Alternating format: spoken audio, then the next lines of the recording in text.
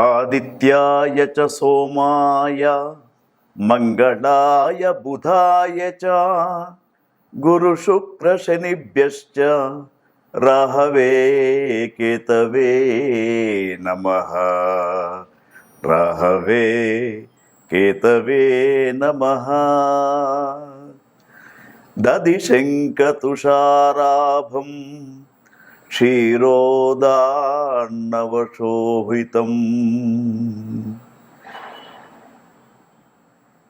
శ్రీ గురుభ్యో నమః. శ్రీమాత్రే నమః. చూస్తున్నటువంటి ప్రేక్షకులకు విశేషమైనటువంటి కార్యక్రమానికి మీ అందరికీ స్వాగతం తెలియజేస్తూ, విశ్వావసునామ సంవత్సరములో రాబోతున్నటువంటి మొట్టమొదటి గ్రహణం చంద్రగ్రహణం. మనకు ఈ యొక్క చంద్రగ్రహణం ఏ విధంగా ఉండబోతూ ఉంది, చంద్రగ్రహణానికి తర్వాత మరి ఏ ఏ రాశులకు శుభకరంగా ఉంటుంది అనే విషయాలన్నీ కూడా, గ్రహణాన్ని ఏ విధమైనటువంటి నియమాలతో పాటించాలి అనే విషయాలను తెలుసుకుందాం. విశ్వావసునామ సంవత్సరంలో భాద్రపద శుక్ల పౌర్ణమి రోజున, అంటే తేదీ 7/9/2025 ఆదివారం రోజున రాత్రి శతభిష నక్షత్ర మేషలగ్న సోమోపరోగా పింగళవర్ణ దక్షిణ శరము నైరుతి స్పర్శ ఆగ్నేయ మోక్షం రాహుగ్రస్త సంపూర్ణ చంద్రగ్రహణము ధృతియోగము మరి కలుగుతూ ఉన్నది. ఈ యొక్క చంద్రగ్రహణం అనేది మనకు భారతదేశంలో సంపూర్ణంగా కనబడుతూ ఉంటుంది. భారతదేశంతో పాటు ఇతర దేశాలలో కూడా కొన్ని ప్రాంతాలలో ఈ యొక్క చంద్రగ్రహణాన్ని చూడడానికి అవకాశం ఉంటుంది. అయితే గ్రహాలలో అన్నిటికంటే షోడశ కళానిధి అయినటువంటి చంద్రగ్రహణము, భారతదేశంలో ఈ సంవత్సరం 2 గ్రహణాలు మనకు కనిపించే గ్రహణాలలో మొదటి గ్రహణం అయినటువంటి ఈ యొక్క భాద్రపద శుక్ల పౌర్ణమి రోజున కనిపించే గ్రహణాన్ని ఏ విధంగా పాటించాలి, దాని యొక్క నియమాల గురించి తెలుసుకుందాం. మరి చంద్రుడు మనస్సుకు కారకుడు కాబట్టి గ్రహణం వలన కొన్ని రాశుల వారికి మానసికపరమైనటువంటి బాధలు, కొన్ని రాశుల వారికి ఉత్తమమైనటువంటి ఫలితాలు కూడా మనకు కనిపిస్తూ ఉన్నాయి. ఈ యొక్క గ్రహణం రాత్రి నైరుతి స్పర్శ 9:57 ప్రారంభం కాబోతూ ఉంది. మరి దీని యొక్క నిమీలన కాలము రాత్రి 10:57 దాకా, మధ్యకాలము రాత్రి 11:48 దాకా, తర్వాత ఉన్మీలన కాలము రాత్రి 12:22 దాకా, ఆగ్నేయ మోక్షకాలం అనేది రాత్రి 1:29, మరి ఆద్యంత పుణ్యకాలం అనేది ఉదయాత్పూర్వం 3:29 వరకు ఈ యొక్క గ్రహణం అనేది మన భారతదేశంలో సంభవించబోతూ ఉంది. అయితే ఈ గ్రహణం గురించి మన ప్రేక్షకులకు ముందుగానే తెలపడానికి ఈ కార్యక్రమాన్ని మీ ముందు ఉంచుతూ ఉన్నాం. అయితే ఈ యొక్క గ్రహణం అనేది ముఖ్యంగా ఈ గ్రహణం యొక్క నియమాలు ఏమిటి, ఎప్పుడైతే రాహుగ్రస్త చంద్రగ్రహణం ఉంటుందో ఆ రాహువు చంద్రుణ్ణి ఏ విధంగానైతే గ్రహించబోతూ ఉంటాడో ఆ సమయంలో సైన్స్ ప్రకారంగా మనకు చంద్రకిరణాలు అనేటివి ఆహార పదార్థాలలో పడవు కాబట్టి ఆ రోజు కొన్ని నియమాలు తప్పకుండా పాటించాలి. ముఖ్యంగా మధ్యాహ్నం భోజన సమయం 1 1 గంట లోపుగా భోజన సమయాన్ని ముగించుకోవాలి. తర్వాత రాత్రి భోజనం అనేది ఒక వృద్ధులకు, చిన్నపిల్లలకు మాత్రమే సాయంకాలం 7:40 దాకా అవకాశం ఉంది. మిగతా వాళ్ళందరూ కూడా రాత్రి భోజనం చేయకుండా ఉండడమే శుభసూచకంగా చెప్పబడుతూ ఉంది. అయితే ఈ భోజనం చేయకుండా ఉండడం అనేది మూఢనమ్మకం అనుకోవద్దు. మనకు ప్రత్యక్ష దైవాలైనటువంటి సూర్యచంద్ర గ్రహణాలు వచ్చినప్పుడు జీర్ణక్రియలో కొంత మార్పు వస్తూ ఉంటుంది కాబట్టి అనవసరమైనటువంటి అనారోగ్యానికి గురి కాకూడదని చెప్పేసి మన పూర్వీకులు ఈ యొక్క భోజన వ్యవస్థను ఈ విధంగా పెట్టడం జరిగింది. తర్వాత ఈ గ్రహణం అనేది ముఖ్యంగా గ్రహణం రోజున మనందరికి కూడా తెలుసున్నటువంటి విషయము, సాయంత్రం దేవాలయాలన్నీ కూడా మూసి ఉంటాయి. గర్భవతులు, చిన్నపిల్లలు, రోగులు, వృద్ధులు వారికి మాత్రం రాత్రి 7 గంటల దాకా స్వల్పాహారం తినడానికి అవకాశం ఉంది. వేదకాలంలో భోజనము, నిద్రపోవడము, తర్వాత మైథున్యము ఇవన్నీ కూడా నిషిద్ధం అని చెప్పేసి మన పూర్వీకులు చెప్పడం జరుగుతూ ఉంది. అయితే ఈ యొక్క గ్రహణ సమయంలో మరి ఎవరికైతే ఒక 4 రాశుల వారికి ఉత్తమ ఫలితం, 4 రాశుల వారికి మధ్యమ ఫలితం, 4 రాశుల వారికి అధమ ఫలితం అనేది చెప్పబడుతూ ఉంది పంచాంగ శాస్త్రంలో. మరి యొక్క 4 రాశులలో ఉన్నటువంటి వారందరికీ కూడా ఒక సూచన ఏమిటంటే, అధమ ఫలితాలు ఉన్నటువంటి వారు తప్పకుండా గ్రహణ మోక్షకాలం తరువాత వారంతా కూడా వీలైనంత వరకు నదీ స్నానం చేయడం శ్రేయస్కరంగా చెప్పబడుతూ ఉంది. అదేవిధంగా ఈ గ్రహణము ఏ నక్షత్రాలు, ఏ రాశులపైన సంభవిస్తూ ఉన్నాయో వాళ్ళు తెల్లవారి లయకారుడు అయినటువంటి శివునికి అభిషేకం చేసుకోవడం, తర్వాత ముఖ్యంగా దానితో పాటు ఇంకా కొన్ని చంద్రగ్రహణం అనేది మరి మానసికపరమైనటువంటి ఒత్తిడులకు గురి చేస్తూ ఉంటుంది కాబట్టి వారంతా కూడా గ్రహణ ప్రారంభ సమయంలో స్నానం చేయాలి.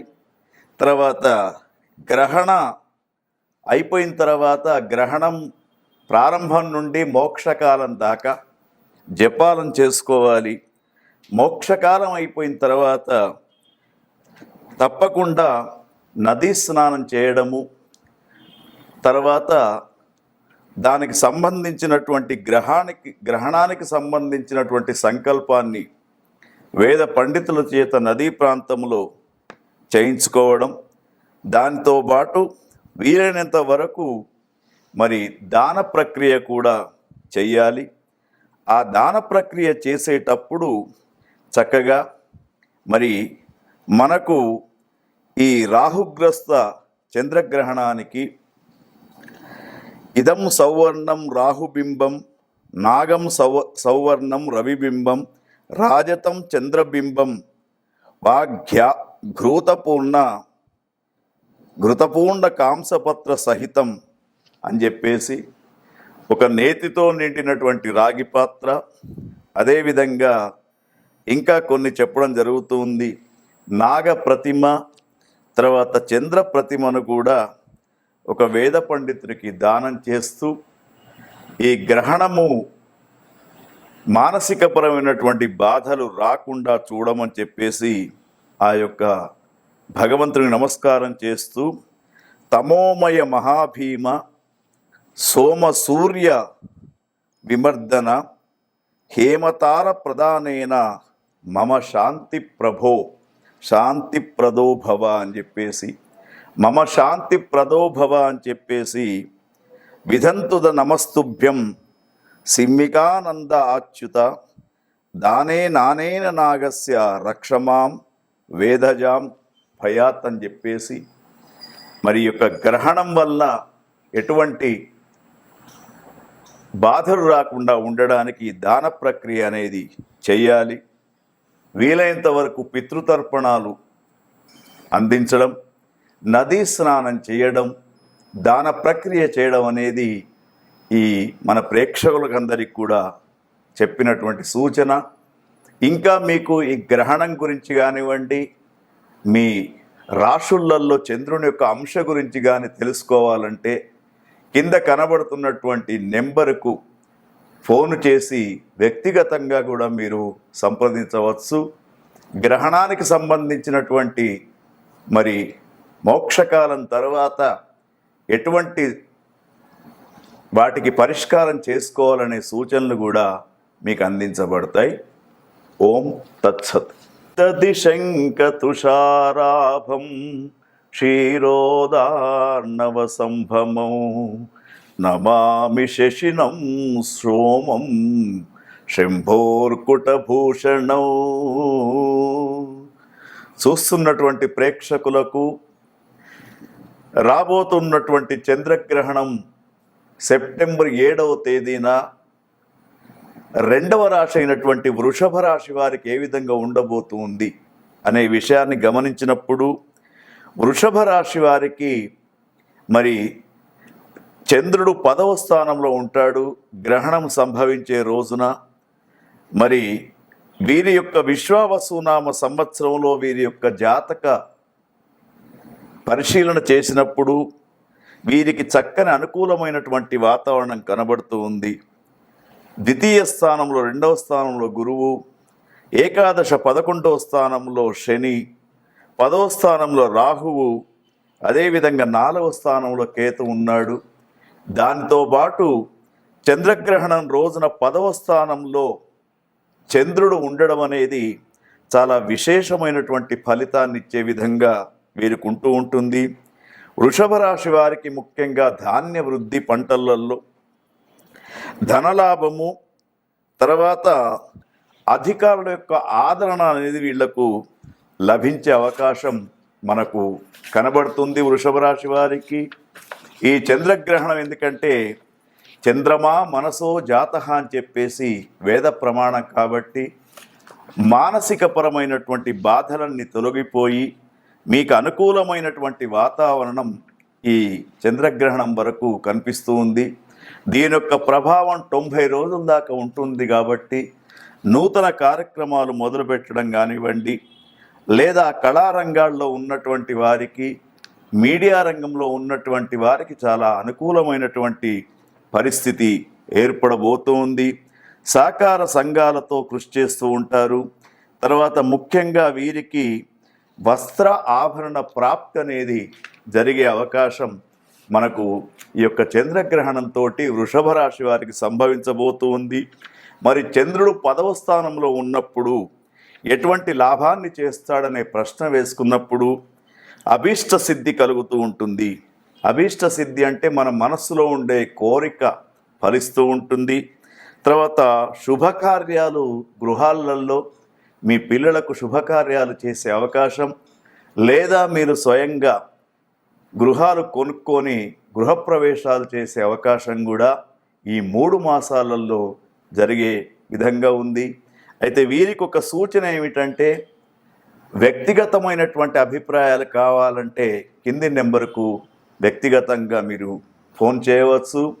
తర్వాత వృషభ రాశి వారికి సూచన ఏమిటంటే, గ్రహణం రోజున వీరు తప్పకుండా వీలైతే నదీ స్నానం చేసి గ్రహణ దానం కూడా చేసుకోండి, మీకు అనుకూలంగా ఉంటూ ఉంటుంది. ఓం తత్సత్. ఈ చంద్రగ్రహణం సంభవించినప్పుడు ముఖ్యంగా చంద్రగ్రహణానికి అధమ ఫలితాలు ఇస్తున్నటువంటి రాశులకు సంబంధించినటువంటి వారు, ఆ నక్షత్రాలలో ఉన్నటువంటి వారు చంద్రగ్రహణాన్ని వీక్షించకూడదు. దాంతో పాటు ముఖ్యంగా ఎవరైతే గర్భవతులు ఉంటారో 3వ మాసం దాటిన తర్వాత ఉన్నటువంటి వాళ్ళు ఎవరు కూడా చంద్రగ్రహణాన్ని వీక్షించకూడదు. ఎందుకంటే గ్రహణ వీక్షణ అనేది మంచిది కాదు.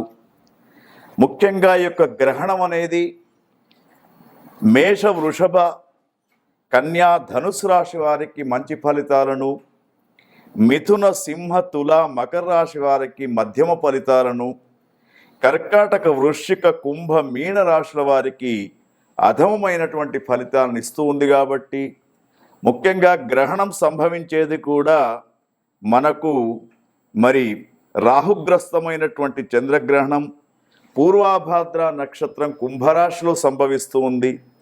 కాబట్టి కుంభరాశి జాతకులు, ముఖ్యంగా పూర్వాభాద్ర నక్షత్ర జాతకుల యొక్క గ్రహణాన్ని వీక్షించకూడదు. గర్భవతులు ఎవరైతే ఉంటూ ఉంటారో వారు సాయంకాలం 7 గంటల నుండి చంద్రుని చూడకుండా ఉండాలి. తర్వాత ముఖ్యంగా వారికి 7 గంటల లోపలనే స్వల్ప ఆహారం తినిపించడం. తర్వాత ముఖ్యంగా ఈ గ్రహణం అనేది కుంభరాశిలో సంభవిస్తూ ఉంటుంది. కాబట్టి వారు పూర్వాభాద్ర నక్షత్ర జాతకులు కుంభరాశిలో జన్మించినటువంటి వారికి గ్రహణ గోచారం అధమంగా ఉంది. కాబట్టి వారు జాగ్రత్తగా గ్రహణాన్ని చూడకుండా ఉండాలి. తర్వాత శక్త్యానుసారంగా వీరు నదీ స్నానం కానివ్వండి లేదా దాన ప్రక్రియ కానివ్వండి చేసుకోవాలి. మరి యొక్క చంద్రగ్రహణం అనేది మన దేశంలోనే కాకుండా ఇంకా కొన్ని దేశాలలో కూడా ఈ చంద్రగ్రహణం కనిపిస్తూ ఉంది. కాబట్టి ఆ దేశాలలో ఉన్నటువంటి వారు కూడా ఈ యొక్క నియమాలను పాటించాలి. ముఖ్యంగా గ్రహణ సమయంలో స్నానం చేయడం, తర్వాత తల్లిదండ్రులు లేనటువంటి వారు తర్పణాలు ఇవ్వడం, మోక్షకాలం అయిన తర్వాత శుద్ధి స్నానం చేయడం, తర్వాత దాన ప్రక్రియ చేసుకోవడం చెప్పుకోదగ్గ సూచన. అట్లాగే గ్రహణం విడిచిన తర్వాత స్నానం చేసిన తర్వాత లయకారుడైనటువంటి శంకరుని యొక్క అభిషేకం కూడా చేసుకోవాలి. తర్వాత ముఖ్యంగా ఈ ఎవరైతే 4 రాశుల వారికి అధమమైనటువంటి ఫలితాలు ఉంటాయో ఆ 4 రాశుల వారు ఎటువంటి అనుమానాలున్నా కూడా క్రింద కనిపిస్తున్నటువంటి నెంబర్కు వ్యక్తిగతంగా ఫోన్ చేసి తెలుసుకోవచ్చు. వారికి తగినటువంటి సూచనలు కూడా ఇవ్వబడుతూ ఉంటుంది. గ్రహణ స్నానం చేసేటప్పుడు చక్కగా దేవతలందరినీ కూడా తలుచుకొని ఆ గ్రహణ స్నానం అనేది చెయ్యాలి. గ్రహణ శాంతి విధానం కూడా చేసేటప్పుడు మీ గోత్రము, మీ పేరు అన్నీ చెప్పుకొని శాంతి చేయాలి. తర్వాత మరి దగ్గర ఉన్నటువంటి నదీ తీరాలకు వెళ్ళి స్నానం చేయడం సాధ్యం కానటువంటి వారు మీ గృహాలలో ఉన్నటువంటి పుష్కరాలలో కానీ గంగాజలం కానీ ఏది ఉన్నా కూడా దానిని స్నానపు నీటిలో కలుపుకొని గంగే చెమ్నే చైవ గోదావరి సరస్వతి నర్మదా సింధు కావేరి జలేస్మిన్ సన్నిధిం కురు అని చెప్పేసి ఆ గంగనే దాంట్లో కలిసినట్టు భావించి దాన్ని స్నానం చేయండి. మరి దీనివల్ల ఏదైతే అధమ ఫలితాలు పొందే రాష్ట్ర వాళ్ళు ఉంటారో వారికి కొంతవరకు ఈ చంద్రగ్రహణం యొక్క పీడా నివారణ అనేది జరుగుతూ ఉంటుంది. మరి యొక్క నియమాలను పాటిస్తూ షోడశ కళానిధి అయినటువంటి చంద్రుని యొక్క అంశను మానసికపరమైనటువంటి క్లేశాలు పొందకుండా మీరంతా కూడా చంద్రుని యొక్క అంశను పొందడానికి ఆ చంద్రరేఖను ధరించినటువంటి పరమశివుడు నమస్తే అస్తు భగవన్ విశ్వేశ్వరాయ మహాదేవాయ త్రియంబకాయ త్రిపురాంతకాయ త్రికగ్ని కాలాయ కాలాగ్ని రుద్రాయ నీలకంఠాయ మృత్యుంజయాయ సర్వేశ్వరాయ సదాశివాయ శ్రీమన్మహాదేవాయ అని చెప్పేసి వేద మంత్రోచ్చారణతో స్వామికి అభిషేకాలు చేయించుకోండి. తర్వాత ఓం నమ శివాయ అంటూ ఆ శివలింగం మీద నదీ జలాన్ని సమర్పిస్తూ త్రిదళం త్రిగుణాకారం త్రినేత్రంత్ర త్రిరాయుధం త్రిజన్మ పాప సంహారం ఏకబిల్వం శివార్పణం అని చెప్పేసి ఒక పత్రి మారేడు దళాన్ని కూడా సమర్పించుకోండి. ఈ గ్రహణం అనేది మీకు అనుకూలమైనటువంటి వాతావరణాన్ని కల్పిస్తూ ఉంటుంది. ఓం తత్సత్.